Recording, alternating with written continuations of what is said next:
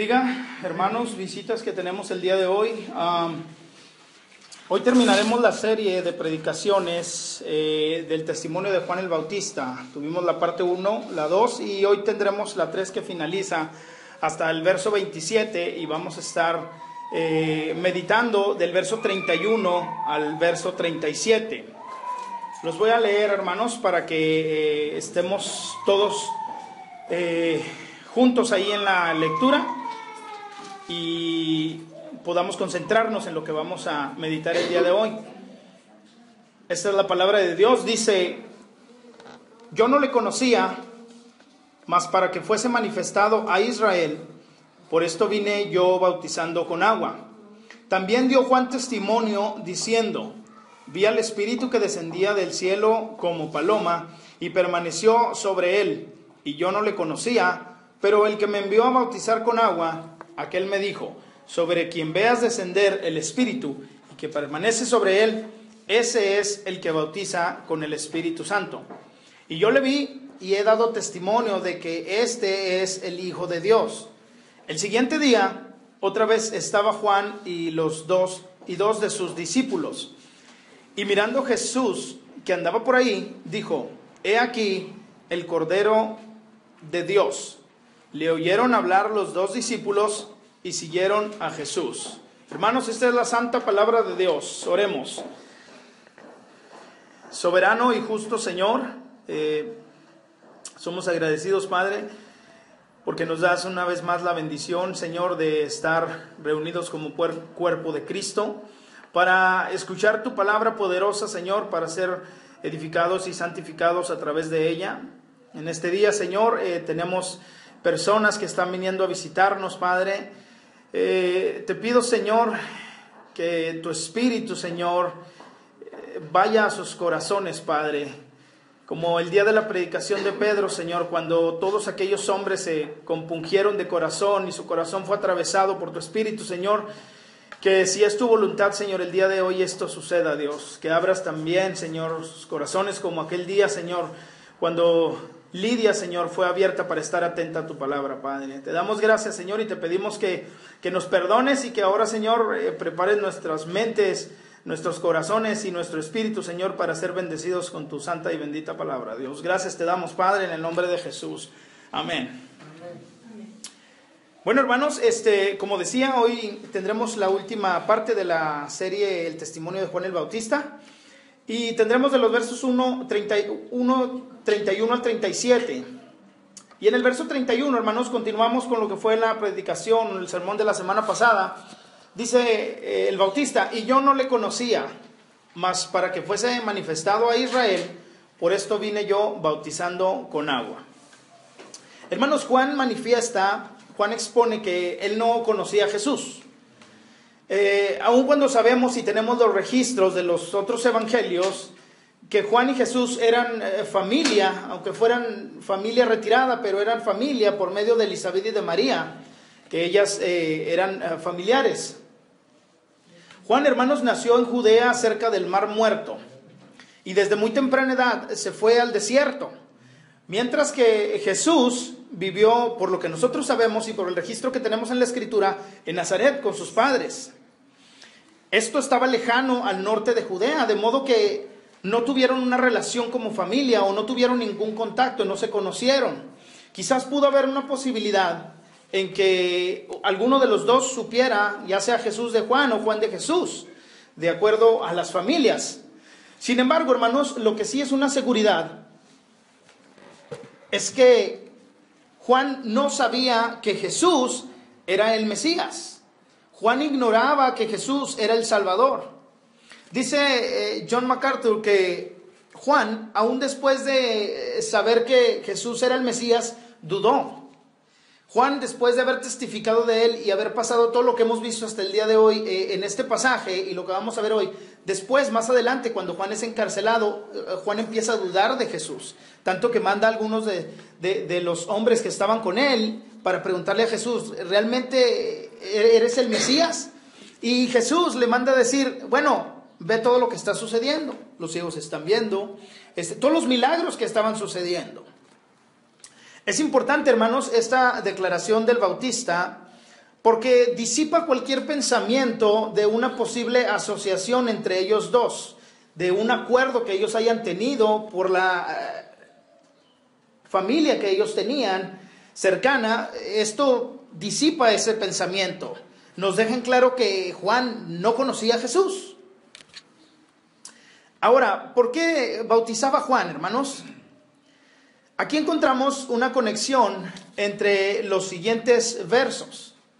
Porque la segunda parte del verso 31 dice Juan que él bautizaba para que de esa forma fuera manifestado a Israel el Cristo. La tarea, hermanos, de Juan era predicar el arrepentimiento. Era preparar el camino para el Salvador, para Cristo, para el Mesías.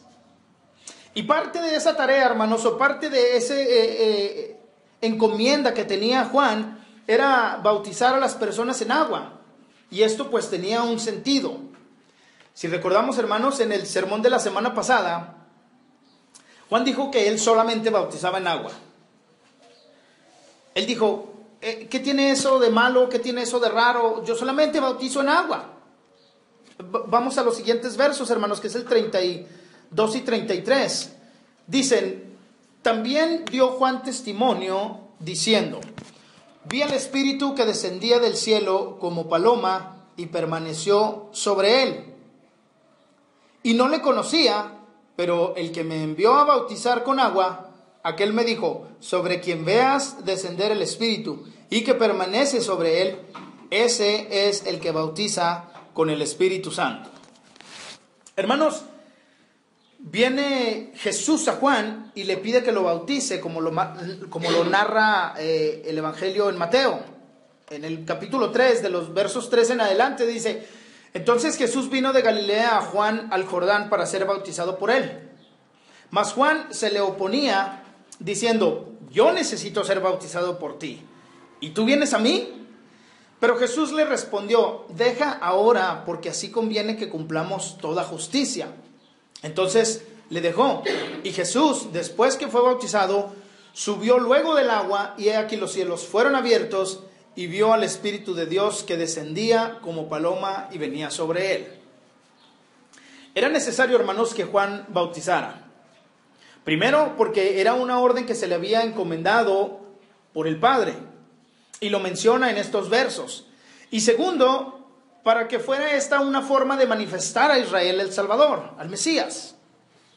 Para que aconteciera lo que narra Mateo, pues tendría que haber esa señal del Padre que le había dado a Juan, en la que se manifestaría con una seguridad total que Cristo era el Hijo de Dios, que Cristo era el Salvador, el Mesías que esperaba Israel. Hermanos, Juan vio al Espíritu que descendía como paloma sobre Cristo. Esta era una señal, o fue una señal del Padre para presentar al Salvador delante de los que estaban ahí y obviamente al Bautista. En el libro de los Hechos, hermanos, encontramos la narración del derramamiento del Espíritu Santo. En el capítulo 2 dice que estaban todos ahí juntos orando, los apóstoles y otras personas, y de repente vino un viento recio y empezaron a sentarse sobre aquellos que estaban en el aposento alto, lenguas como de fuego. Así lo narra Lucas. Se asentaron lenguas como de fuego sobre los que estaban ahí. Hermanos, es importante que entendamos que el fuego representa juicio divino, representa juicio de Dios. Si ustedes recuerdan cómo fueron destruidas aquellas ciudades en el Antiguo Testamento por fuego, y fue por el pecado de ellos. Si ustedes ponen atención a la Escritura, la condenación eterna la representa el lago de fuego. El fuego siempre, hermanos, trae condenación divina por parte de Dios. ¿Y por qué esto fue así, hermanos? Porque estos hombres, aun cuando ya habían sido salvados por Dios, ellos permanecían en esos cuerpos terrenales que aún tienen pecado. Ellos necesitaban el juicio de Dios. Y las lenguas, hermanos, representaban la confesión en los diferentes idiomas de todos aquellos judíos que estaban presentes en el sermón de Pedro. Si ustedes recuerdan, hay como unas más de 15 nacionalidades ahí, y cada uno estaba escuchando a los apóstoles hablar en su propio idioma. Esto era la señal de las lenguas y el fuego. Esto era lo que representaba esa alusión a lo que sucedió. la confesión de los diferentes idiomas para predicar la palabra de Dios. Ese símbolo también podemos verlo en lo que sucedió a Jesús, aunque no igual, porque es totalmente contrario a lo que encontramos con ellos, con Juan el Bautista y con Jesús. Jesús, hermanos, no tenía de qué ser juzgado. Jesús era santo, Jesús no pecó. Sin embargo, tenemos esa paloma, hermanos, que representa la paz del Salvador, la paz del Mesías. Y estoy hablando de esa paz espiritual, hermanos, que hay entre nosotros y el Padre ahora. Esa paz, hermanos, de la que habla Pablo en Romanos, la cual es por medio de la justificación que tenemos en Cristo. Justificados, pues, tenemos paz para con Dios. Y Cristo era el que venía a traer la paz a nosotros. Hermanos, en el Antiguo Testamento, el Espíritu de Dios descendía sobre los profetas cuando ellos recibían una revelación nueva para el pueblo de Israel. Cuando Dios quería decir algo al pueblo, cuando Dios quería mencionar o dar un mensaje, escogía a esos hombres profetas para que ellos llevaran el mensaje, y el Espíritu de Dios descendía sobre ellos para llevar el mensaje. Una vez que el mensaje había sido llevado a ellos, el Espíritu de Dios se retiraba de ellos. En Jesús, hermanos, el Espíritu de Dios descendió solo para dar testimonio. El Espíritu de Dios solo descendió para presentarlo como el Mesías, como el Salvador. Nunca se apartó de él. De hecho, hermanos, el escritor Juan dice que el Espíritu permanece sobre él. Y esa palabra permanece es una palabra muy fuerte en el idioma original, como diciendo, no podía irse de ahí. En el verso 33, hermanos, Juan vuelve a reiterar que él no conocía a Cristo. Vuelve a decirlo, que no sabía que Cristo era el Mesías. Y aquí, hermanos, encontramos una revelación más del Padre a él. A quien veas que el Espíritu permanece sobre él, este es el que bautiza con el Espíritu Santo o en el Espíritu Santo. Hermanos, en esta serie de predicaciones o de sermones hemos encontrado dos bautismos. El bautismo que decía Juan, yo solamente bautizo en agua. Y ahora encontramos el bautismo de Jesús, que dice, este es el que bautiza con el Espíritu Santo. Juan, hermanos, simplemente pronunció, mi bautismo es en agua. Pero esta declaración, hermanos, de Juan, el hacer un énfasis en lo que Juan está diciendo acerca de su bautismo en agua es muy importante. Porque contrasta totalmente con el bautismo de Jesús. Porque si nosotros nos dejamos llevar por la palabra bautismo, pues vamos a encontrar dos bautismos. Pero no eran iguales, eran totalmente diferentes. ¿Por qué la importancia, hermanos, del bautismo de Cristo que menciona Juan? Aquí está lo que debe ser relevante para nuestras vidas. Cristo es el que bautiza con el Espíritu Santo. Hermanos, ¿cuál es este bautismo? ¿Cómo es? ¿De qué consta este bautismo? Esto es muy importante, hermanos, porque esta doctrina o esta enseñanza sobre el bautismo del Espíritu Santo, lamentablemente y tristemente, ha sido y sigue siendo tan distorsionada, tan mal entendida entre muchas denominaciones, que se tienen muchas ideas erróneas, se tienen muchas ideas equivocadas, entendimiento que realmente no es de lo que realmente la Escritura enseña sobre esta verdad. Hermanos, una de las principales ideas en algunas denominaciones es que este bautismo del Espíritu Santo es algo que el creyente recibe después de ser añadido al cuerpo de Cristo.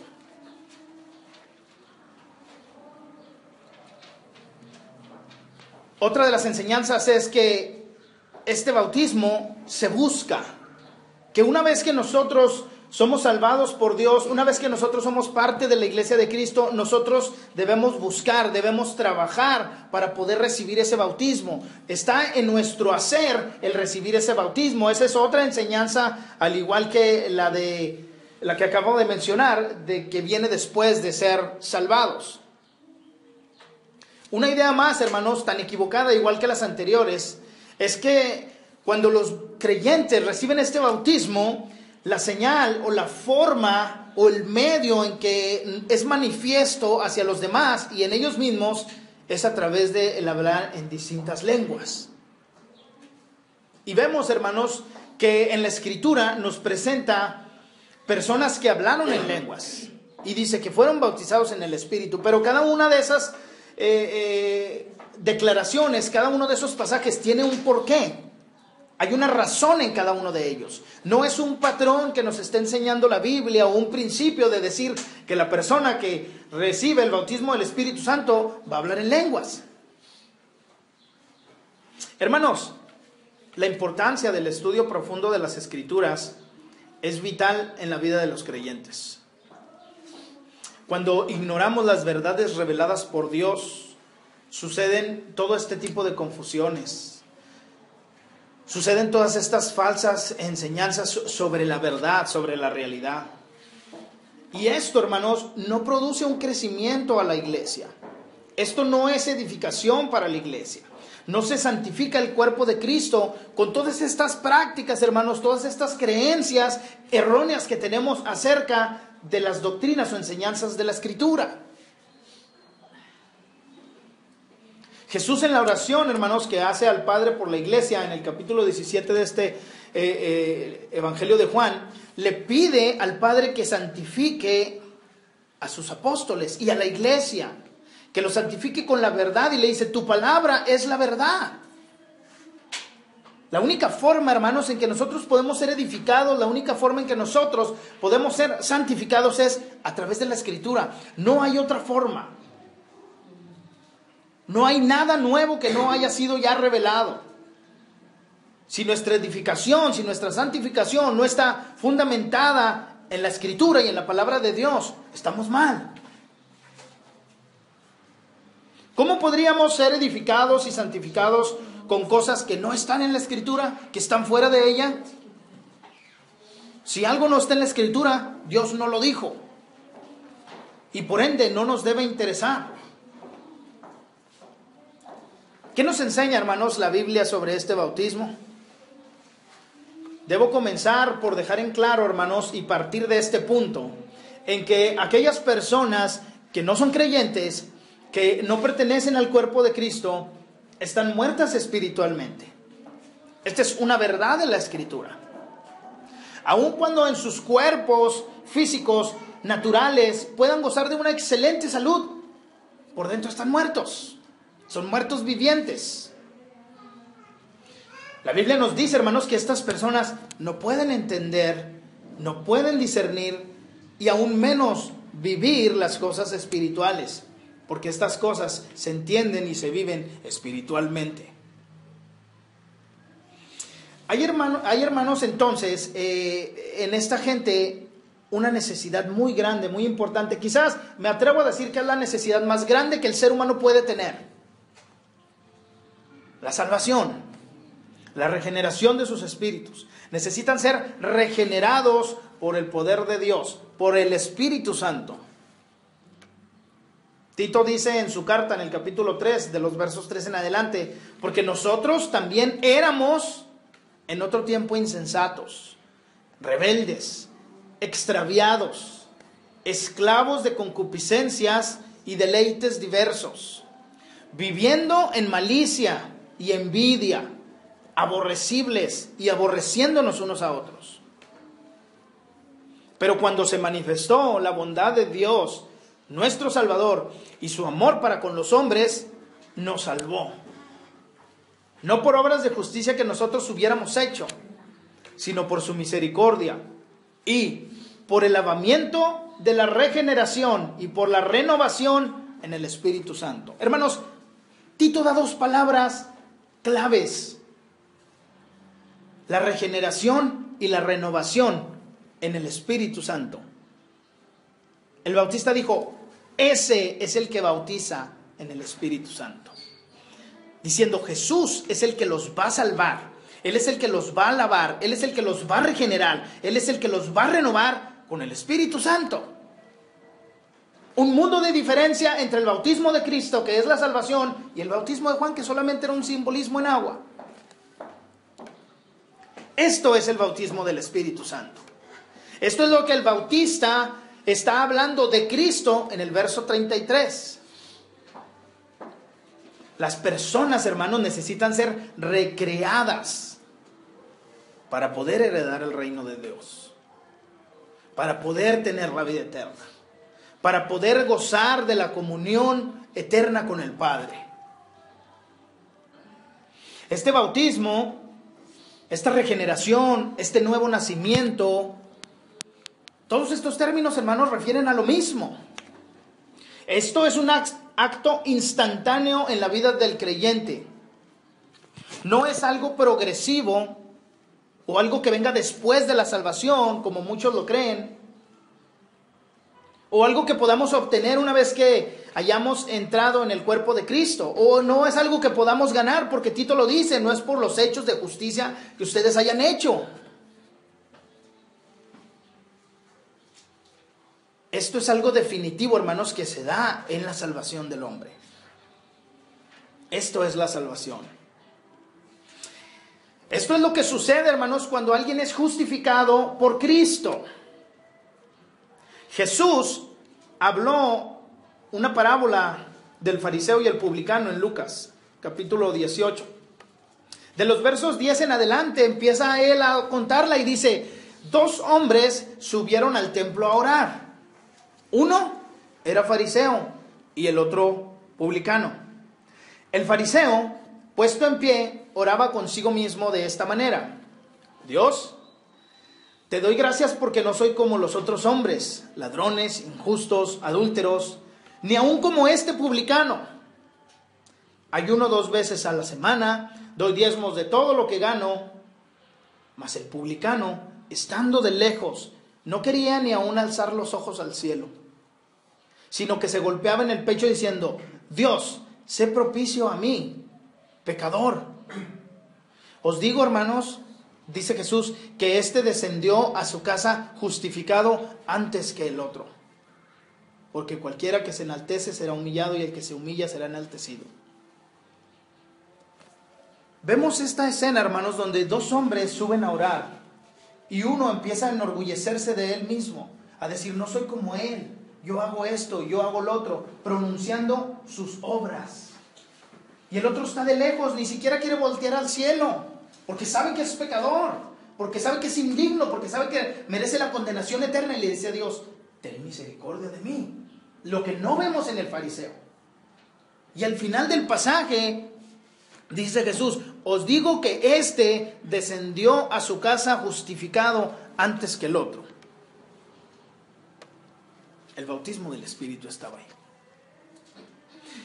Ese publicano descendió justificado, descendió salvo, descendió regenerado, descendió bautizado por el Espíritu de Dios. Y fue en un instante. No tuvo que pasar mucho tiempo. Recuerdo en este instante el ladrón de la cruz. Jesús le dice: vas a estar conmigo en un momento en el paraíso. No tuvo que esperar a ser bautizado por el Espíritu. No tuvo que ganarse el bautismo del Espíritu. El bautismo del Espíritu fue la salvación que le dio Cristo. Este publicano entonces descendió justificado de una vez y para siempre. De hecho, el publicano, hermanos, se comportó de esa manera en la oración porque ya había sido regenerado desde ese momento. Jesús ya lo había bautizado con el Espíritu Santo cuando se efectuó esa oración. La Escritura es clara, hermanos, en decir que no hay quien busque a Dios, que no hay quien haga lo bueno. Ni uno solo, dice la Biblia. ¿Cómo ese hombre publicano, si no hay ni uno solo que sea bueno, pudo confesar su pecado y su miseria delante de Dios? Solamente por la salvación. Dios vio, hermanos, que desde el Antiguo Testamento no había nada más que maldad en el hombre. Nadie puede ir a Dios a menos que sea regenerado, a menos que el Espíritu Santo lo bautice. ¿Cómo entonces ese publicano se dio cuenta de su culpabilidad? Ni siquiera quería voltear al cielo, hermanos. Esto nos habla de ese cambio de corazón de piedra a corazón de carne, al darse cuenta que es pecador, que es indigno, que es un miserable.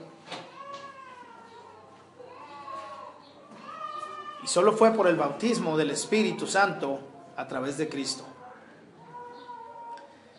El verso 34, hermanos, dice: yo le vi y he dado testimonio de que este es el Hijo de Dios. De acuerdo, hermanos, a lo que vemos en el relato de Mateo, en el bautismo de Jesús se escucha la voz del Padre en los cielos testificando que Jesús era el Cristo, que era su Hijo amado en quien tenía complacencia. El bautista, hermanos, no registra esto, pero nos registra en el verso 34 diciendo: y yo le vi y he dado testimonio de que este es el Hijo de Dios. Juan no lo registra, pero seguramente lo escuchó. Y dice de ello: y yo le vi y he dado testimonio de que este es el Hijo de Dios. Hermanos, esta es una declaración que tiene un nuevo calificativo hacia Cristo: el Hijo de Dios. Ya lo había llamado el bautista como el Cordero que quita el pecado del mundo. Ahora dice: este es el Hijo de Dios. Este término, hermanos, empleado por Juan era el equivalente al Mesías, al Salvador. Era lo mismo. Por eso entraban en tanta furia los líderes judíos al saber que Jesús era el Hijo de Dios, porque eso era una blasfemia para ellos. Ningún hombre podía decir que era Dios mismo. Si nos damos cuenta, Satanás lo emplea cuando tienta a Cristo. Si eres el Hijo de Dios, manda a los ángeles que vengan y te salven. También se lo reprocharon cuando estaba Jesús en la cruz y le dijeron: si eres el Hijo de Dios, pues bájate. Ellos entendían ese término que quería decir que era Dios mismo. Este término representaba el ser igual que Dios. Voy a citar a un hombre llamado C.S. Lewis, que habla acerca de esto dando un comentario y dice: cuando engendras algo de la misma clase que tú, de tu misma esencia. Un hombre engendra bebés que son humanos igual que él. Un castor engendra pequeños castores que son iguales que él. Y un pájaro engendra huevos que se convierten en pájaros pequeños iguales que él. Dice: pero cuando tú haces algo o tú creas algo, ese algo es diferente a ti. Un pájaro hace un nido, pero no es igual que él, ni viene de él. Un castor construye una presa y al igual no es él. Y el hombre puede hacer muchas cosas, una computadora, pero eso no es él. Aún estas ilustraciones que estaba utilizando C.S. Lewis, hermanos, se quedan cortos al entender cómo Jesús era realmente Dios. Esto es solo para que nos demos una idea en nuestra mente humana y en nuestro razonamiento de quién era Jesús, de que Jesús era Dios mismo. Lo vimos en los primeros sermones, de los versos 1 al 5. En el principio era la palabra, y la palabra estaba con Dios, y la palabra era Dios. Es por eso la importancia, hermanos, de la declaración del bautista al referirse a Cristo como el Hijo de Dios. Ese fue el punto máximo, hermanos, de Juan en el testimonio de Cristo. Aun cuando ya había dicho que Jesús era el Cordero de Dios, ahora tenía una seguridad y reitera que Él es el Salvador. Lo que Juan, hermanos, escuchó del Padre al decir que en Cristo tenía complacencia, no podía ser más claro para ratificar el testimonio y entender la tarea que se le había encomendado de ser esa voz que clamara en el desierto y que fuera abriendo camino para el Señor. Esto era una realidad consumada para el bautista, porque su tarea, su encomienda por el Padre fue hacer eso, y estaba viendo la culminación de su presentación del Cristo, del Hijo de Dios.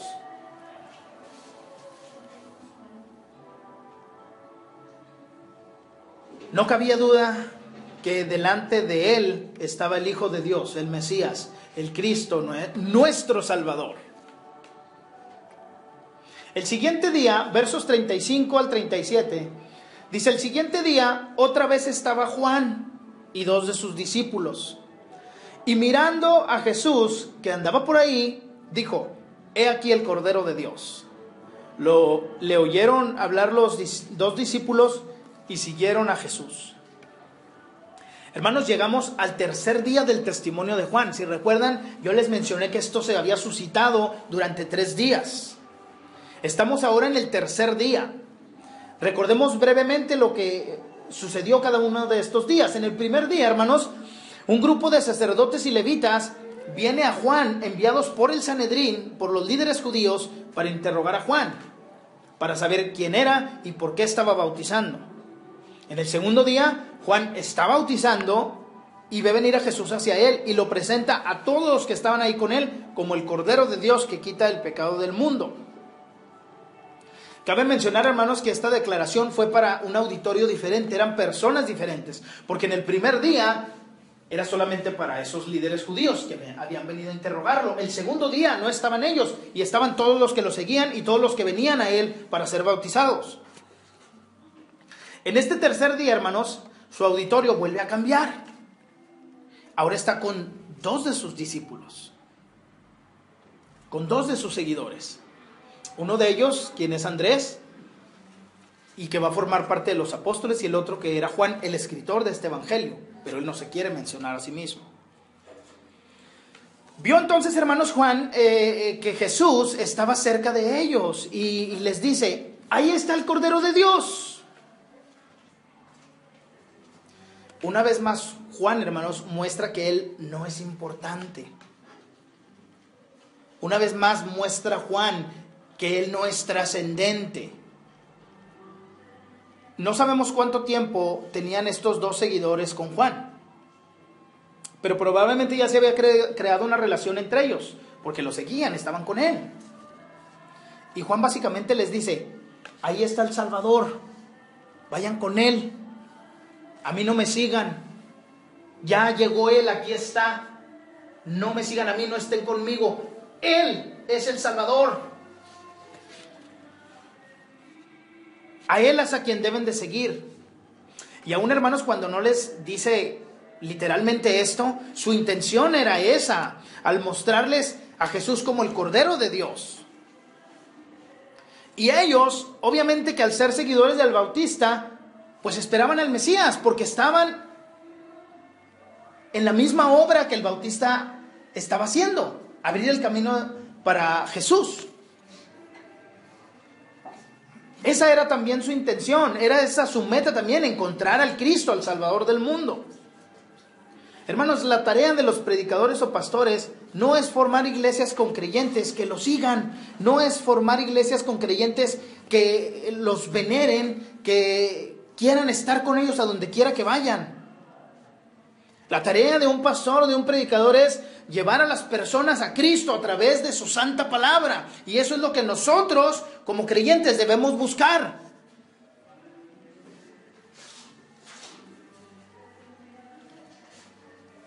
La tarea de un predicador es llevar la palabra predicada y expuesta de una forma clara y correcta para que la iglesia sea santificada. Juan no buscaba incremento de seguidores, hermanos. A él no le importaba que las personas estuvieran con él. Él las estaba llevando a Cristo. Lamentablemente, todo este tipo de pastores de los que estoy hablando ignoran la Escritura y por ende sus seguidores ignoran la Escritura. Y por esta causa suceden todo este tipo de cosas. Pero vemos la humildad de Juan, hermanos. Allí está el Cristo, vayan con él. A mí no me sigan a mí, yo no soy nadie. Yo solamente vine a presentarlo a él. Cuando los 2 discípulos escucharon lo que Juan les dijo, siguieron a Jesús.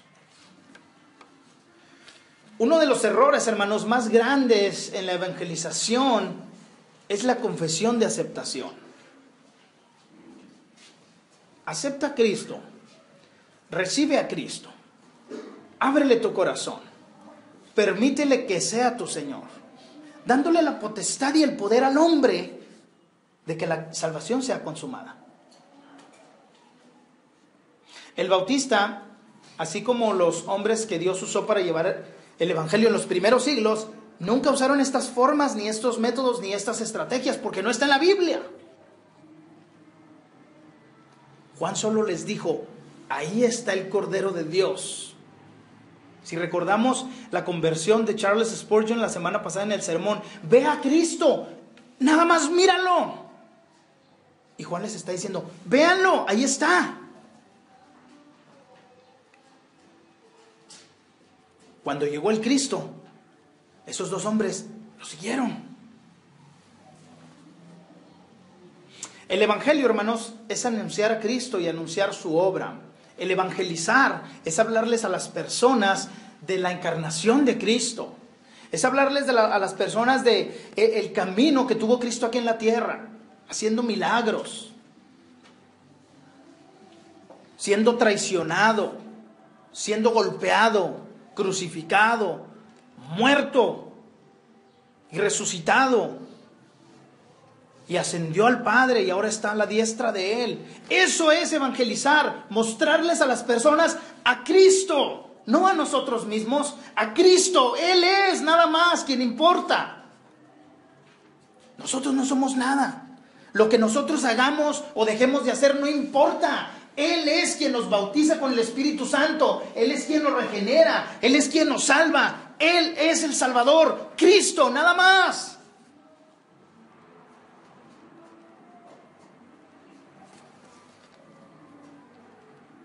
El anunciar la expiación de Cristo por sus elegidos.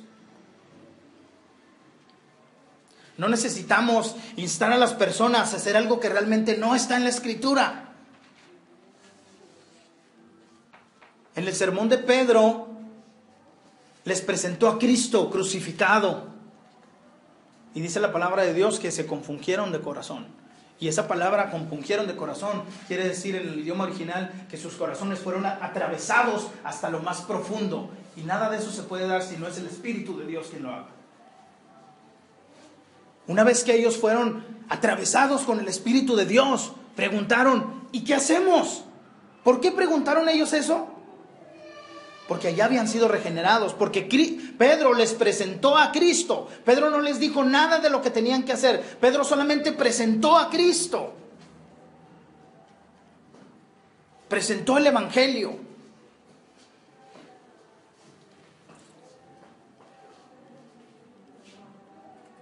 En ninguna parte de la Escritura demanda el Señor que hagamos tales cosas.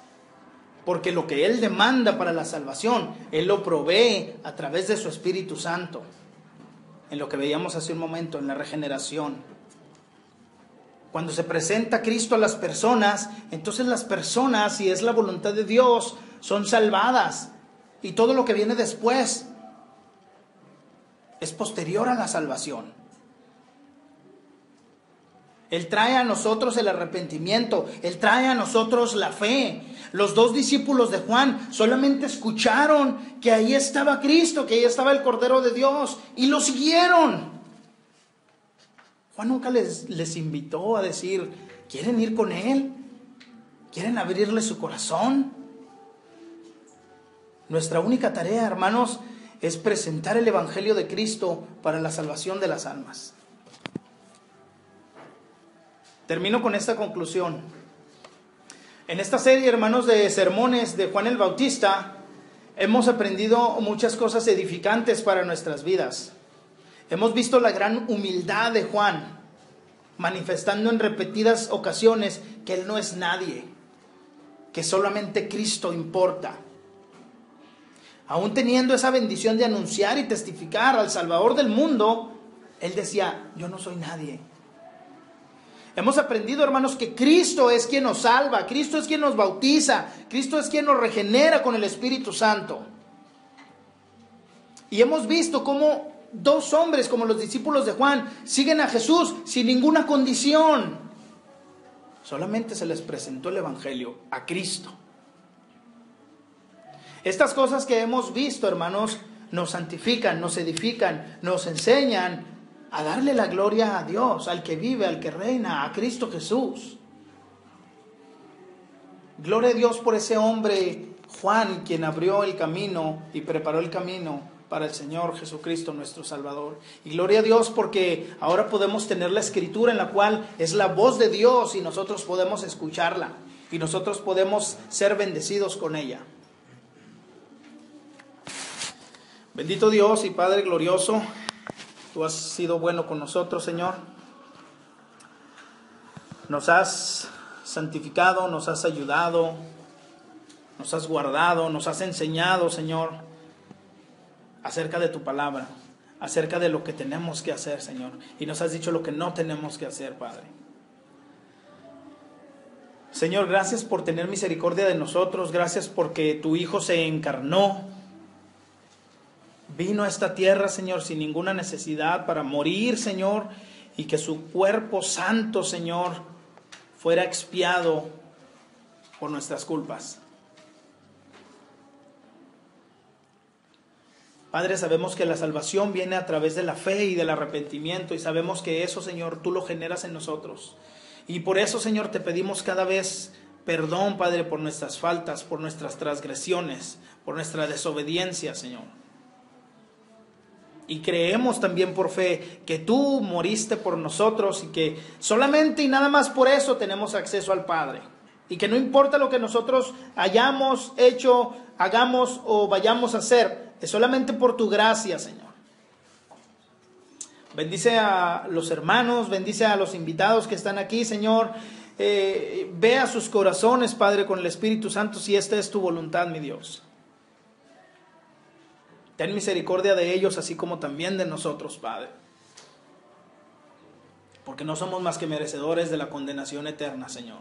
Pero a ti te plació salvarnos. Por tu pura voluntad, Dios. Gracias te damos, Padre, por tu palabra en nuestras vidas, en el nombre de Jesús. Amén. Señor les bendiga, hermanos.